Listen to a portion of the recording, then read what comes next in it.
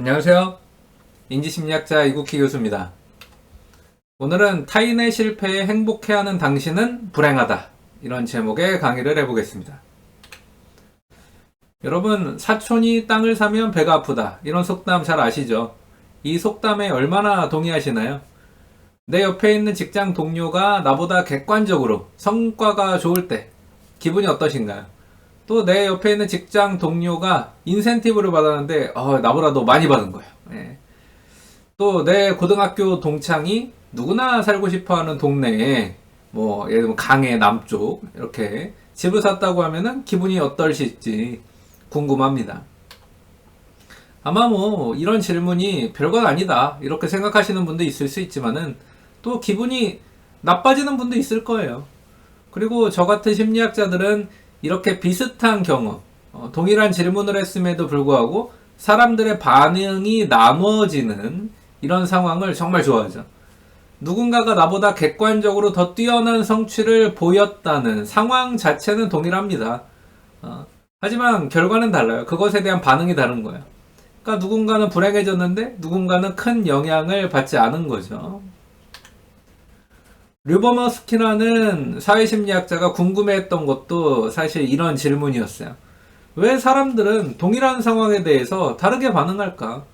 왜 누군가의 성과가 좋았다. 이런 어떤 동일한 상황인데 어떤 사람은 별 영향을 받지 않고 어떤 사람은 되게 불행해질까? 류버머스키는 바로 이 이유를 알아보기 위해서 두 가지 실험을 진행합니다. 첫 번째 실험부터 볼게요. 먼저 류버머스키는 대학생들을 실험실로 좀 오게 했어요. 실험 참가자를 모집한 거죠. 그리고 바로 행복을 측정했습니다. 행복 측정 문항에는 이런 것들이 있었어요. 나는 다른 사람보다 행복하다. 이 세상에는 보통 행복한 사람들이 있는데 내가 그런 사람이다. 이런 문항이 있었고요. 이런 문항들에 대해서 1점에서 7점 사이로 응답했습니다. 1점은 동의하지 않는다죠. 이런 문항들이 얼마나 동의하냐라고 이제 물어봤을 때, 전혀 동의하지 않는다. 전혀 그렇지 않다. 이렇게 응답한 거고요. 7점으로 갈수록 매우 그렇다고 응답을 한 겁니다. 이렇게 행복 측정 문항에 응답한 참가자들은 이제 과제를 하나 하게 돼요. 어떤 과제냐면, 단어 철자 맞추기 과제입니다. 예를 들어서 영어 단어의 철자, 영어의 철자죠. 스펠링. O, G, O, D 이런 식으로 이제 철자가 제시되면은 이게 말이 되는 단어로 만드는 거예요. 뭘까요? 그렇죠. G, O, O, D 구시겠죠. 이렇게 만드는 겁니다. 이게 이제 과제예요. 스크램블 과제라고도 부릅니다. 근데 이제 문제는 뭐냐면은 이 과제를 혼자 수행하는 게 아니에요. 책상이 있는데 책상이 나란히 있고 옆자리에 누가 있는 거지. 옆자리에 짝꿍이 있는 겁니다. 그러니까 두 명이 나란히 앉아서 문제를 풀게 돼요. 그리고 이게 그러니까 그대로 다 보이는 거예요. 내가 지금 빨리 풀고 있는지 옆 사람이 빨리 풀고 있는지가 그대로 보입니다. 반대로 얘기하면 내가 지금 옆 사람보다 잘하고 있는지 못하게 하고 있는지가 바로바로 비교가 되는 거죠. 그러니까 옆 사람이 나보다 빨리 푸는지 늦게 푸는지를 뻔히 알 수 있는 이런 상황을 일부러 연출한 거예요. 그리고 여기서 이제 하나 밝힐 것이 있는데 진짜로 실험에 참가한 대학생이 있었던 거고요. 그 옆자리에 바로 앉은 그 짝꿍은 사실 연구자들이 섭외한 연기자였습니다. 연기자. 그래서 이 연기자의 역할이 딱 주어진 거예요. 이 연기자의 역할은 뭐냐? 때로는 실험 참가자보다 스크램블을 더 잘 풀어. 더 빨리 푸는 척을 합니다. 아주 이 A4 용지를 넘기는데 착착 넘기는 거죠. 그리고 A4 용지 우측에 보면 아주 크게 몇 번 문제를 풀고 있는지가 딱 이게 보여요. A4 용지 상단에 양쪽에 다 이런 걸 표시해 놨어요. 그래서 이렇게 힐끗 보면은 저 사람이 지금 몇 번 풀고 있는지가 훤히 보이는 겁니다. 근데 그걸 쫙쫙 넘기는 거죠. 일부러. 또 사실 정답을 다 이미 알고 있는 연기자니까 빨리 푸는 척도 할 수 있고 느리게 푸는 척도 할 수 있는 거예요. 그런데 이제 물론 진짜 실험에 참가한 이 학부생, 대학생은 이 옆 사람이 연기자인 거를 이제 몰랐죠. 이 심리학자들이 이렇게 좀 장난꾸러기입니다. 이렇게 철자 맞추기 과제가 이제 끝났어요. 끝나면은 다시 한번 행복을 측정합니다. 그리고 이 행복을 측정한 것에 더해서 자신의 능력이 얼마나 우수한 것 같은지 즉 자신이 이런 스크램블 과제를 하는 이런 능력이 얼마나 우수한 것 같은지를 1점에서 7점 사이로 평가를 하게 돼요. 역시 1점은 동의하지 않는 거예요. 전혀 그렇지 않다. 7점은 매우 그렇다. 매우 동의한다입니다. 자, 이렇게 실험을 진행한 류버머스키는 수집된 데이터들을 이제 분석하기 시작해요. 여러분, 어떤 결과가 나왔을까요? 예상대로 어떤 사람들은요, 옆에 앉아있던 연기자가 자기보다 문제를 빨리 푸니까 어떻게 되느냐? 아, 불행해졌어요. 그러니까 실험을 시작하기 전과 후에다 행복을 측정했었잖아요. 그러니까 실험을 시작하기 전, 즉, 이 스크램블 과제를 하기 전에도 행복을 측정하고 후에도 행복을 측정했잖아요. 그러니까 그 전과 후를 비교했을 때 과제를 수행하고 난 후에 단어 철자 맞추기 과제를 수행하고 난 후에 불행해진 거예요. 그리고 자신의 능력도 형편없다고 평가했습니다. 근데 다 그런 건 아니었어요. 이제 이게 중요하죠. 다 그런 건 아니었어요. 그렇지 않은 사람들도 있었습니다. 이 사람들은요, 옆에 앉았던 연기자가 자기보다 빨리 풀었던, 늦게 풀었던 행복에 큰 변화를 보이지 않았어요. 즉, 단어 철자 맞추기 과제를 수행하기 전과 후의 행복에 큰 변화를 보이지 않았습니다. 심지어 자기의 어떤 문제 수행 능력, 문제를 푸는 능력도 괜찮다고 평가했어요. 도대체 무엇이 이런 차이를 가져온 걸까요? 어떤 사람들은 똑같은 과제를 수행하고 옆에서 연기하는 사람도 자기보다 빨리 풀고 늦게 풀고 이게 이제 어떻게 보면 아주 무작위적으로 영어는 랜덤하게 조작이 됐기 때문에 어떻게 공평하게 조작이 된 겁니다. 공평하게 조작이 됐는데 누구는 자기보다 잘했을 때만 행복하고 누구는 자기보다 이제 또 못하게 되면은 되게 불행해졌고 근데 또 다른 사람들은 옆 사람이 자기보다 잘하고 못하고 관계없이 그냥 행복한 거예요. 무엇이 바로 이런 차이를 가져왔을까? 그건 바로 이 단어 철자 맞추기 과제를 수행하기 전에 행복이었어요. 더 자세히 말씀드릴게요. 과제를 수행하기 전에 단어 철자 맞추기 과제를 수행하기 전에 행복 점수가 평균보다 높았던 집단은요. 옆 사람이 문제를 자기보다 잘 풀던 못 풀던 자기 능력을 좋게 평가하고 행복에도 큰 변화가 없었습니다. 그러니까 일종의 사전조사였던 거죠. 아까 전에. 스크램블 과제를 수행하기 전에 행복조사가 사전조사였던 거예요. 이 사전조사에서 행복이 다른 사람들보다 평균적으로 높았던 사람은 여전히 계속 행복했던 거예요. 그런데 이렇게 과제를 수행하기 전에 행복 점수가 평균보다 낮았던 집단, 이 사람들이 이제 조금 달랐던 거죠. 이 사람들은 옆 사람을 계속 신경 쓰는 거예요. 옆에서 문제를 풀던 사람이 자기보다 못했을 때는 자기 능력을 좋게 평가하고, 그 다음에 행복에는 큰 변화를 보이지 않았습니다. 왜? 옆 사람이 자기보다 못하니까. 그러니까 자기가 잘했으니까요. 근데 옆 사람이 자기보다 잘했을 때는요, 와, 자기 능력을 이제 나쁘게 평가하는 거예요. 그리고 옆 사람이 자기보다 잘했을 때, 즉, 내가 쟤보다 못하고 있네? 내가 짝꿍보다 못하고 있네? 이걸 딱 아는 순간 자기 능력을 나쁘게 평가하고 심지어 이제 불행해진 겁니다. 이렇게 첫 번째 실험을 통해서 류버머스키는 중요한 사실을 깨닫게 돼요. 이 실험 참가자들, 대학생들의 평소 행복 수준이 비교를 하는 성향과 아주 밀접한 관련이 있다는 거예요. 평소에 행복 수준이 높은 사람들은 타인과, 옆 사람과, 내 주변인들과, 내 공동체의 다른 사람들과, 다른 구성원들과 성취를 비교하지 않습니다. 그런데 평소에 행복 수준이 떨어지는 사람들, 평소에 행복 수준이 낮은 사람들은 타인과 성취를 계속 비교한다는 것을 알게 됐어요. 자, 근데 이 실험 첫 번째 실험만으로 보여주기 힘든 부분이 이제 하나 있습니다. 물론 여기까지만 해도 좋은 연구지만 약간 좀 부족한 게 있어요. 이 세상에서는 또 다른 상황들이 있는 거죠. 예를 들면 누구보다 더 잘했다, 더 못했다 이런 상황만 있는 게 아니라 객관적으로 봤을 때 충분히 잘했지만 누군가 나보다 더 잘하는 상황도 있어요. 그러니까 나는 90점인데 누군가 100점인 거야. 또 객관적으로 내가 굉장히 못했지만 나보다 더 못한 사람이 있는 그런 상황도 있습니다. 그러니까 내가 예를 들어 60점인데 막 40점, 50점도 있는 거예요. 자, 그런데 이 첫 번째 실험으로는 이런 거를 알기가 어렵죠. 내가 시험에서 90점 받는 굉장히 잘하는 사람인데 옆에 100점 맞은 사람이 있는 이런 상황을 알기는 어려워요. 또 내가 60점 받아서 잘 못했지만 내 옆에 4, 50점 받는 그런 사람이 있는 이런 상황, 첫 번째 실험만으로는 알기 어렵습니다. 그래서 두 번째 실험이 필요한 거예요. 이럴 때 우리의 행복은 어떻게 변할까? 또 어떤 과제를 수행하기 전의 행복에 있어서 차이가 있을 때 이 행복 수준이 높은 사람과 낮은 사람들 간의 행복 변화에 어떤 차이가 있을까? 이거 살펴봐야죠.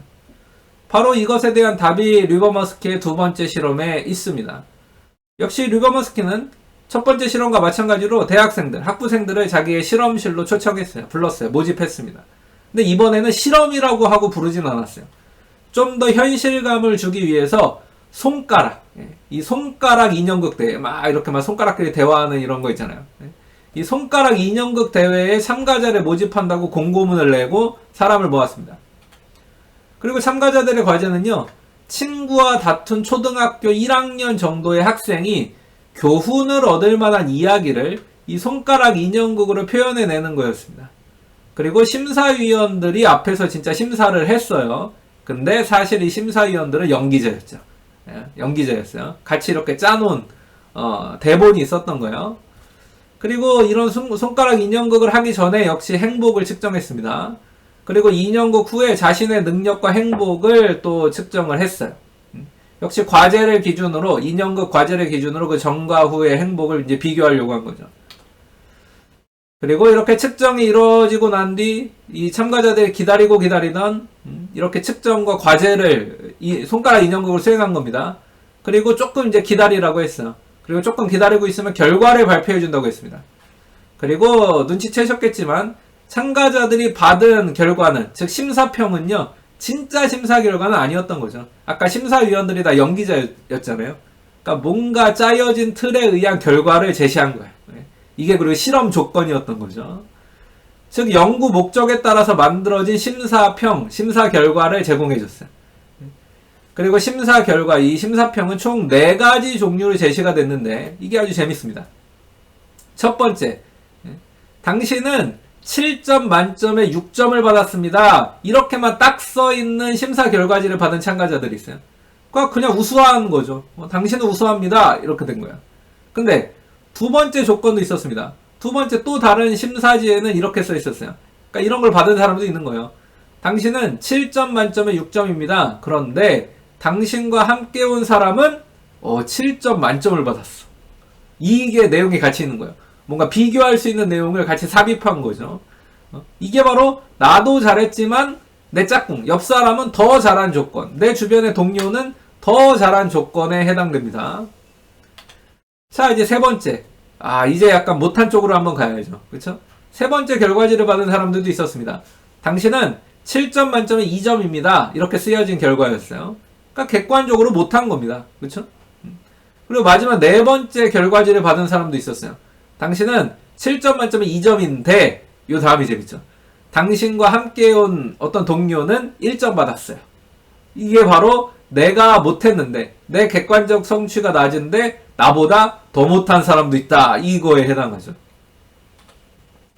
만약에 사람들이 자신의 객관적 성취를 기준으로 자기의 능력과 행복을 평가한다면은 7점 만점에 6점을 받은 사람들은 자기의 능력을 좋게 평가할 뿐 아니라 행복해질 거예요. 그리고 반대로 7점 만점에 2점을 받은 사람들은 자기의 능력을 나쁘게 평가해야 되고, 객관적으로 나쁘잖아요, 지금. 그리고 불행해질 겁니다. 일시적으로라도. 즉, 손가락 인형극을 하기 전에 측정한 행복이, 이 평균보다 높은 사람들의 경우에는, 그리고 딱 이렇게 했어요. 그러니까 자기 객관적인 성취만 본 거예요. 7점 만점에 6점을 받았다고 하니까, 어떻게 보면, 그리고 그러니까 첫 번째 조건이죠. 이 사람들은 이 자기 능력을 높게 평가하고 행복해졌습니다. 그리고 7점 만점에 6점을 받았는데 네 동료는 7점 받았어. 이런 걸 별로 신경을 안 써요. 그러니까 뒤에 말이 마치 없는 것처럼. 없는 것처럼. 그러니까 계속 행복하고 자기 능력을 좋게 평가합니다. 자기 자신만 바라봤다고 볼 수 있죠. 근데 못했을 경우, 그러니까 7점 만점에 2점 받았다고 했을 경우에는 이 사전조사에서 행복순위에 높았던 사람들도요, 자기 능력을 낮게 평가해요. 그러니까 자기 자신을 올바로 평가하는 거예요. 이 사람들은 뭐 눈이 막, 잘못되고 자기 자신에 대해서 막 과도하게 낙관주의를 가져서 자기가 못했는데도 잘했다고 착각하고 그런 일은 없다는 거죠. 그리고 자기가 분명히 못했는데, 막 이렇게 못했는데도 괜찮아, 막 신경 안 써, 나는 내 갈 길 간다, 이런 식으로 행복해지고 그러진 않다는 거예요. 일시적으로 의기소침해지는 경우가 있습니다. 이게 정상이죠, 사실. 그러니까 어떻게 보면은 행복의 평균이 높은 사람들, 손가락 인형극 하기 전에 전반적으로 행복 수준이 높았던 사람들은 이렇게 정상적으로 반응을 한 거예요. 그런데 손가락 인형극을 하기 전에 측정한 행복이 평균보다 낮았던 집단은 완전히 달랐어요. 이 사람들은요, 자기 성취가 좋다는 정보가 제시될 때, 즉 첫 번째 조건이죠. 7점 만점 6점 받았어. 딱 요렇게만 제시될 때는 자기 능력을 좋게 평가하고 행복해졌는데, 두 번째 조건. 7점 만점에 6점 받았는데 7점 맞은 사람도 있어. 이거 얘기해 주니까, 즉 자기보다 더 잘하는 사람이 있다고 하니까는 어떻게 해야 되느냐, 자기 능력을 나쁘게 평가해요. 그리고 불행해지는 경향이 있습니다. 이게 뭐예요? 사촌이 땅을 사니까 배가 아픈 거죠. 우리 오늘 강의 시작할 때 그 속담이 적용된 거예요.